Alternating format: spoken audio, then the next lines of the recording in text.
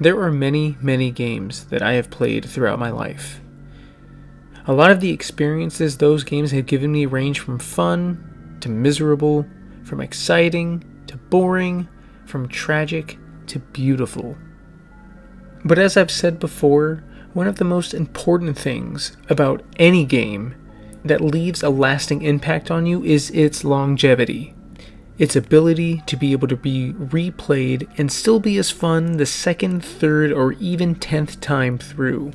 I can always go back and relive those experiences to a certain extent. Games like Resident Evil, Silent Hill 2, or Omori are games that if I go back and play them again, I can remember what it felt like playing through them the first time, whether it is from the music, the harrowing narratives, or fun gameplay. But the thing is, when you play a game again, the experience itself may be the same, or very close to the same. But you aren't the same person you were when you picked up the game for the first time. You never really get to discover the truth in Omori for the first time twice. You never fight your way through the Spencer Mansion twice. All you are doing is experiencing a crystal clear memory of the game itself through the lens of a machine. No matter how many times you play through these games, nothing will ever really be as memorable or as impactful as that first time you play it. You wouldn't be playing any of the games you love for a second time if the first experience didn't leave an impact on you.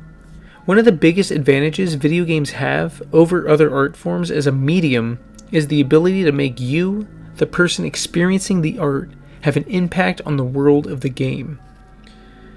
It creates a symbiotic relationship between you and the game that no other form of art can even begin to fathom, and as such, you get to connect with the protagonist of the game on an almost personal level.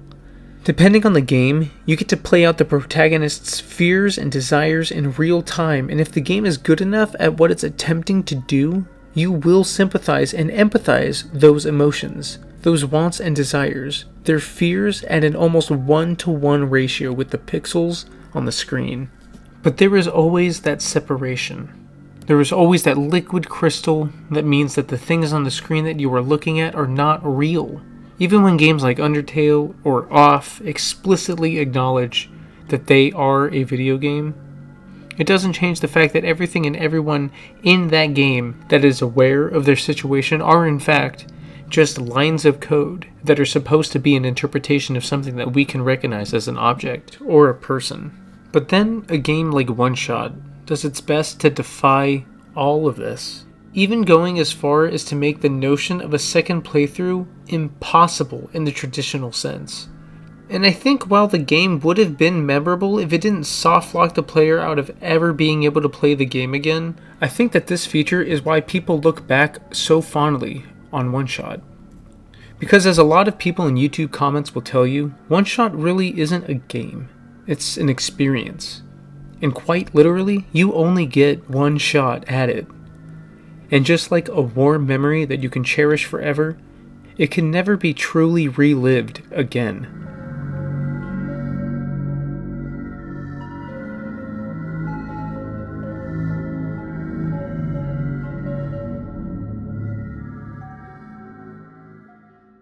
OneShot is a deceptively simple game that was originally made in rpgmaker in 2014 and then re-released on Steam as an updated new version in 2016. And in it you help a little cat person, even though they are adamant that they are not actually a cat, traverse across a dying land with a light bulb that is the world's new sun. Across your adventures, you will come across memorable characters and treacherous encounters with the land itself as you and Nico slowly realize that the world you are exploring together is beginning to corrupt itself, almost as if it is self-aware, or not even real at all. And before we continue any further, let me just quickly ask, what is sentimentality? Well, according to the dictionary, being sentimental is an emotion that is marked or governed by feeling sensibly or emotional idealism. Emotional idealism means to me that when being sentimental, there is an object or a memory that brings up such a vivid emotion that it more or less envelops you with a sense of longing. a want to experience the moment connected with the memory again. There are plenty of aspects of OneShot that make it stand out among the crowd of copycats? Did I really just make that joke?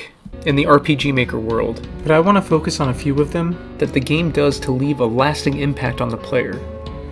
The first and probably most important is Nico themselves.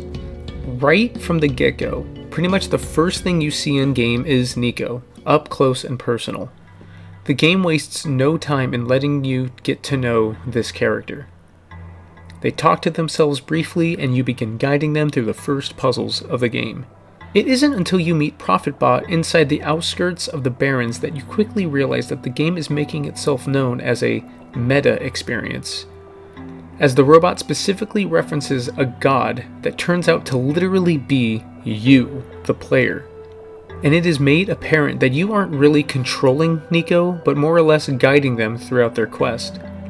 Nico will ask you questions and you can respond directly to them with multiple choice answers, and Nico will act and react accordingly.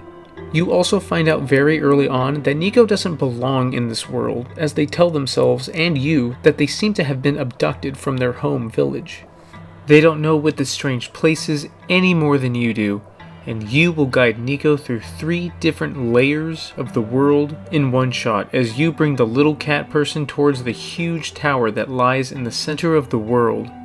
Nico just wants to get back home and be with their mother and their favorite delicious hazelnut pancakes.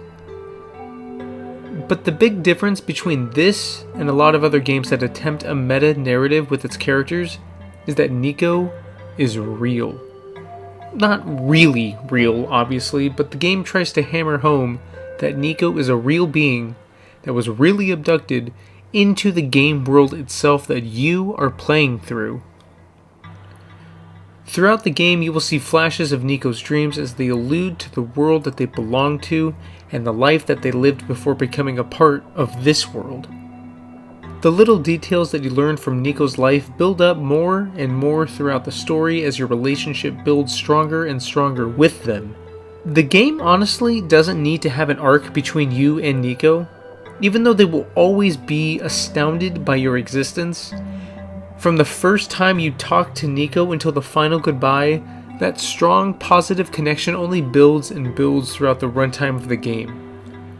OneShot insisting that Nico is real helps build this relationship to a very strong level in an incredibly short amount of time. What only helps add to this dynamic between you and Nico is that Nico is incredibly expressive and likable. Whenever Nico is happy, you can't help but smile along with them.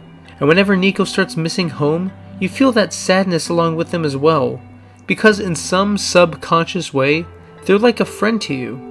One that you know you need to help get them home.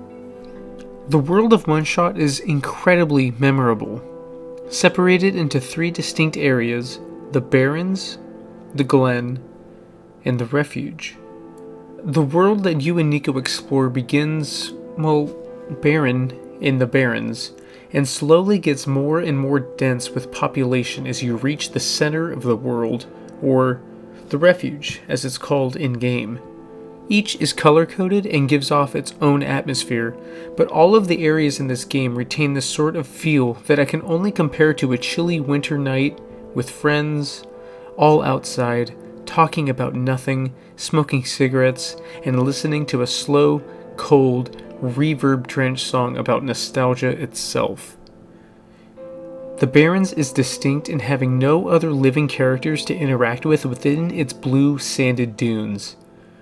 It feels desolate and it feels lonely. You and Nico explore abandoned buildings and sandy star-filled wastes, finding notes of people long since left the ring of this world, some of which imply some horrible things that have happened to the world itself and its residents. It's a place completely stuck in the past and ruined by it. The only real interactions that you will have in this area of the game are between robots, some of which are your generic and comical beep-boop-bop robots, some that are very stoic and powerful looking guardian-type robots, and they're alongside one in particular named Silver, who is notably different than all of the others that reside in the Barrens, but we'll get to that later. The color blue subconsciously can represent idealism itself. Self-expression and higher ideals are shown by both the factories and the robots that were built to gather phosphor energy in the Barrens, showing signs of hope. The Barrens is personally my favorite location in the game. The desolate haze of the smog-filled Barrens remind me of the strange solace that games like Silent Hill give me. And while I think that all of the game's locations are memorable and beautiful, something about the Barrens above all the others in the game felt like a place that I would like to wander around in. The Glen is the second area that you encounter, and it's the first true encounter with actual life in the game. Its lush green environments bring a calming, natural state to the game that you or Nico haven't felt to this point. And while it should be an area that brings hope, seeing all of these people, an indicator of life and civilization among this dying world, it really only brings a feeling of sadness. The people here are desperate, they're tired of having to run to stay alive, and they are coming to terms that this might be the last time that they are able to maneuver away from the deadly squares that have been popping up more and more around them, making their hope for survival dwindle further and further. Throughout this area, you see true struggle and desperation of life inside this world at its most real and its most vulnerable. People are dead and dying. The land is destroying itself and beginning to severely limit the options that people have to stay alive. It's the first point in the game where you realize that maybe the quest that you and Nico have might be a worthless endeavor. The refuge is the last area of OneShot, and the last distinct area in the world itself. Its bright pinkish hue masks a bustling city, home to a majority of people living in forceful ignorance of the situation at hand. The color of the refuge in psychology is usually used to inspire warm and comforting feelings, a sense that everything will be okay, which is used in a nice contrast with a lot of the people living in the refuge that are living about their lives, almost pretending that the imminent doom of their world either isn't real or simply just a petty inconvenience for their personal lives. You meet the most amount of people in this world, both human and whatever these things are. But despite the facade that the refuge puts up, there is an undeniable feeling of melancholy among the streets and the rafters. A feeling that, despite the people you encounter not showing their true emotion when it comes to the end of their universe, everyone in the world has almost accepted their fate, not put it in the back of their mind. The end of their world is as inevitable as you booting up the game to begin with. These three distinct areas all have different themes, different feels, different forms of life, and different subconscious color palettes that embed into your mind the feeling of hope to do anything you can to help these people and save the world of OneShot. So when you reach the point of the game where you have to decide to save the world or save Nico, these two concepts crash down on you, and you are forced to choose to save one of these incredibly memorable aspects of the game. If you don't know about the second half, then I can guarantee you that no matter what choice you pick, the one that you didn't will be aching in your heart for a while after the game closes. You will feel guilty about the choice that you made almost no matter what, and at the point where you try to boot the game again, you will be met with a realization that your choice is final. This is the end of the story and the end for either Nico or the world. And what is a memorable adventure without the people that you meet along the way? In OneShot, you are privileged to encounter and meet all sorts of people, creatures, and robots as you and Nico travel to the central tower. Each one brings a bit of flavor to the world itself and helps expand the unique aura that the game presents. Each character that you can talk to is memorable, from the strange, borderline obsessive robot that you meet in the Barrens that is determined to bring you to your correct cabin, to the weird human-object hybrids that you meet in the refuge. The cast of OneShot is one that would be hard to forget. All of the side characters that you interact with beyond so much as a how do you do, however, eventually all play into this theme of sentimentalism. There are 3 important side characters that at some point in the game must give Nico something that means a lot to them in order to allow you and Nico to complete your quest. For Silver, the tamed robot in the Barrens, they must give you an amber trinket in order for you to cross through into the glen. Giving Nico this amber is clearly a very difficult task for Silver, and you get a glimpse into some sort of humanity in the character because it is heavily implied that this trinket matters a lot to her, and giving it up to this messiah could possibly mean that the memories attached to it would be lost forever. But despite the restraint, Silver hands it over to Nico, and along with it, all of her memories. In the glen, you meet Alula and Calamus, who eventually give you a glowing feather that is their only connection left to their father, Rikus, who knew an important character in the world just named the Prophet prior to her death. She gifted him one of her feathers before she passed away, and eventually he passed it on to his children before mysteriously abandoning them forever. But as the Messiah, Alula and Calamus give up their one physical connection to their father in order to save the world from plunging into darkness. And in the refuge, you meet George, a strange librarian who has a dice for a head. I don't fucking know. She has a lot of possible personalities that you can stumble upon, but no matter what, she is very much always involved with the author of the world. The author is a mysterious character that is a never-ending force of creativity and good in the world of OneShot. But at the time of playing the game, the author has mysteriously vanished, and all that George has left of him is a phosphor dye that she must be willing to give up to you and to Nico in order for the Messiah to save the world. And almost without hesitation, she obliges. There are more characters that I could talk about, like Maze, the dying plant spirit in the glen that uses all of her strength trying to protect the people that live there, or the lamplighter, who is a strung out yet somehow suave fan favorite that is just trying to get in his goddamn day's work, or the cafe cook that cooks Nico pancakes. I could talk about how all of these characters help build up a world that you can't help but miss when it's all over.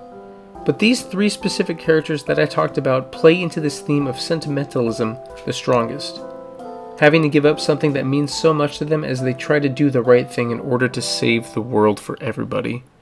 The entire focus of OneShot's narrative is based around the fourth wall breaking aspect. As I mentioned previously, you are literally a god in the game world, and the characters in OneShot refer to you by your name directly. This hits a psychological effect in us that is sometimes referred to as the implicit egotism effect, where we are drawn to things that resemble us. We prefer things to have something in common with us, and when a video game that we are playing begins talking to us, we immediately feel a strong bond with it.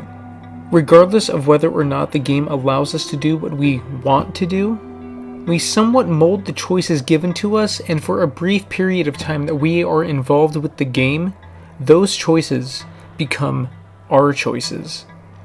Whenever Nico begins a conversation with you, it really feels like there is a little person trapped inside a world that they don't belong to on the other side of your screen, doing whatever they can to find their way back home. Throughout the game, you see Nico's dreams of their home village, a sneak peek into their reality that is outside of the game, and this only hammers in the idea that maybe, just maybe, Nico is genuinely a real being. And if that moment clicks even for just a second, the game has locked you in for the rest of the experience, and every time your name is brought up, you are only more and more susceptible to truly believing the story being presented to you. And to add even more on top of that, the game even goes as far as to interact with you specifically, outside of the window of the game. It will interact with your computer files, mess around with your desktop, and even at one point the game itself writes messages to you that you must use to solve puzzles. It uses the aspect of being a video game to its fullest potential, and even though that this only reinforces that this is only something that you're experiencing on your computer, it makes you feel like the game itself is alive, doing whatever it can to communicate with you, and not only builds up Nico to be a real person with wants, fears, and ambitions, but it makes the game feel like something otherworldly that might be breaking through into your reality. I have never seen a game use fourth wall breaking so effectively, and not only that, but use it so seamlessly with the gameplay itself to such an effective and convincing, connecting manner. And by the time that you make the choice for Nico to either save the world or save themselves, your attachment and moments in the game have solidified themselves into your memories. And just like that, Nico's story is over. The game won't reboot, the choice is final, and Nico is wherever you decided they should be. But that isn't the end of the story. If you go into the game files and delete your save data, only then do you get access to the true ending.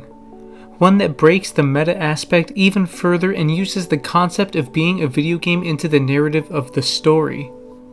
Nico wakes up in the same bed, but this time they remember you, but can't be sure as to why.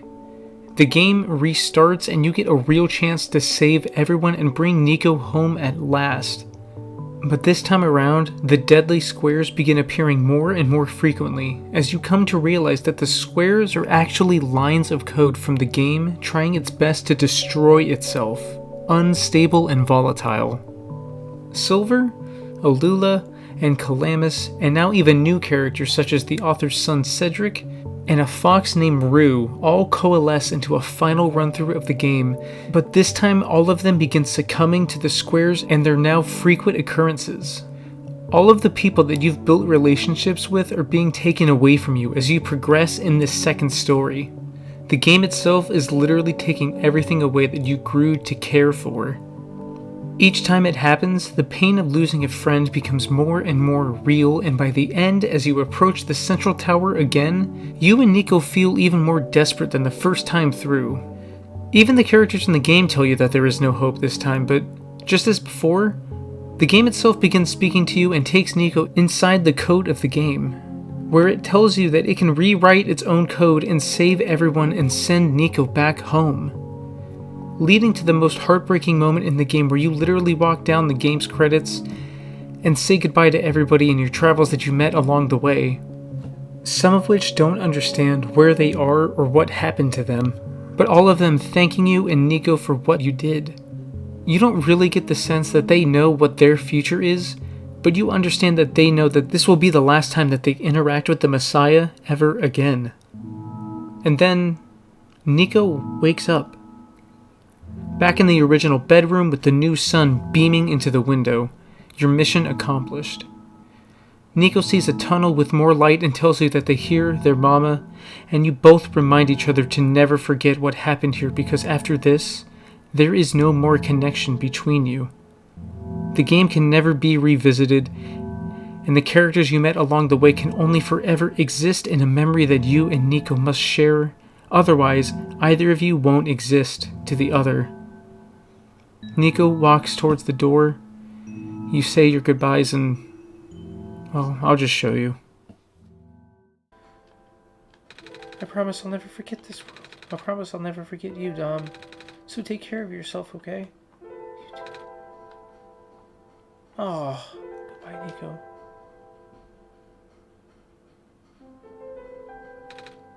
Oh, man. Whoa!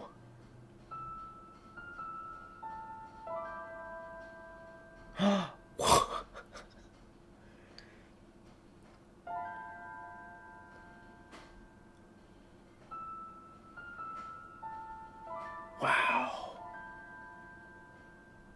You did right by Nico, and Nico did right by you. Everyone wins. OneShot is sentimental because the game tells you never to forget. Memories are powerful because they are what make us human. You can have all of the fancy effects you want in a storytelling tool case, but if you can't make us care, then we will never remember your story or what the point of it even was. OneShot uses the fourth wall as a tipping point of emotional connection, and when we watch Nico leave our monitor, we watch them leave our life. And like an old friend that moved away, or a pet cat that you grew up with, you hold on to those memories because at some point, a memory is all you'll ever have. The ending of this game, in my eyes, recontextualizes a lot of the game itself, especially the music. Once you've fully beaten OneShot, all of the music in the game suddenly becomes incredibly nostalgic. All of the songs have this very heavy atmosphere to them, but with the context of never being able to see Nico again, every single song is tainted with the sadness of feeling having just lost something. Music is a powerful thing, and I think the only thing that attaches itself stronger to memories than smell is music. The journey that you and Nico go on becomes permanently attached to these songs, and the feeling of loss becomes ingrained in the DNA of the notes. It's a strong sentiment, and a fantastic indicator of the power that OneShot's story has on you when you can't help but hear these songs and look back fondly on your adventure with Nico. The thing about OneShot is that just like in real life, you don't really realize that you're creating memories as you're experiencing it, until it's too late and it's gone. But for you, watching, I think I'll allow you to relive this memory whenever you want. Just don't let the memory fade away, because only then will it be lost forever. If you don't forget, then Nico won't forget either. Hey, I just want to thank anybody who actually sat through this. This video took me all month, pretty much. I've been trying to balance a new job and also do this at the same time. So I want to say thank you for, I have 600 subscribers now. That's actually insane. Thank you for sticking around. Thank you for sticking through the video. I mean it from the bottom of my heart when I say thank you. I hope you have a good day. Love your face, love your show. Don't forget about Nico.